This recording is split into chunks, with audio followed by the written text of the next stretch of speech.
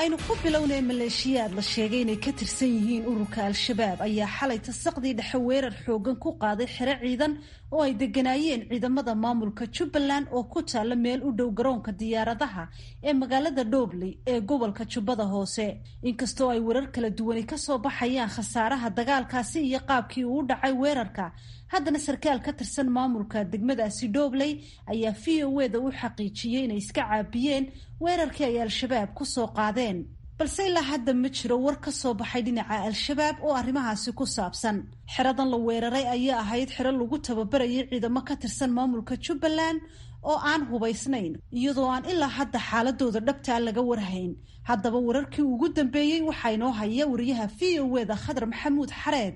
maleeshiyadan oo loo maleynayo inay ka tirsan yihiin maleeshiyaadka kooxda al-shabaab ayaa xalay saqdi dhexe, gaar ahaana saacaddu markii ay ahayd 1:20 waxa ay weerar xoogan ay ku qaadeen xero ciidan oo ay leeyihiin ciidamada daraawiishta ee Jubbaland oo ku taala magaalada Dhobley. xerada ciidan ee la weeraray ayaa ahayd xero ay ku jireen ciidan gaaraya ilaa 300 oo askari oo dhibow ah oo hadda loo diyaarinayo maamulka Jubbaland. warar kala duwan ayaana kasoo baxaya xaalka halka uu ku dambeeyay ciidamadii ku jiray xerada ay maleeshiyada al-shabaab xalay ay ku weerareen magaalada Dhobley. warar qaar ayaa sheegaya inuu jiro khasaare soo gaaray ciidamadii ku jiray xerada dhibowga oo inta badan u badnaa ciidamo aan hubaysnayn oo ay maleeshiyadu ay weerarka la beegsadeen.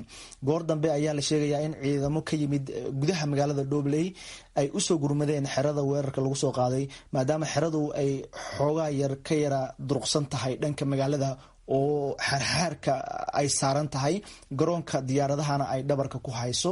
marka jawiga saaka waa uu degan yahay, laakiin dadka magaalada Dhobley oo xalay markii weerarka uu dhacayay iyagu hurdayay, waxa ay kusoo salaleen amaba ay kusoo kaceen jugta hubka ay isku adeegsanayeen labada dhinac ee xalay dagaalka uu ku dhex maray magaalada Dhobley.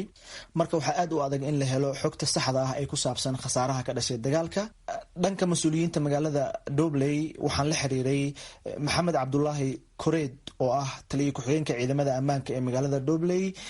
inkastoo xilligii aan la hadlayay ay ahayd xilli dagaalku uu gabaabsi kusii socday oo xabadda laga maqlayay meel fog oo teelteel ah, laakiin waxa uu taliyaha uu ii sheegay in ay iska caabiyeen maleeshiyaadkii weerarka kusoo qaaday. mar aan weydiiyey khasaaraha haddii uu jiro wax khasaara oo dhankooda dagaalka kasoo gaaray, waxa uu ii sheegay inuusan jirin wax khasaara oo ciidamada Jubbaland dagaalka kasoo gaaray, laakiin waxa uu sidoo kale uu ii sheegay in laba ka tirsan maleeshiyadii weerarka kusoo qaaday xerada ciidan ee Jubbaland ay ku dileen weerarka.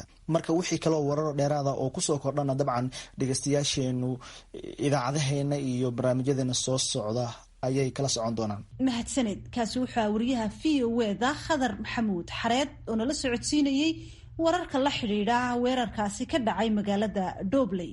halkaad kala socotaana waa VOA Washington.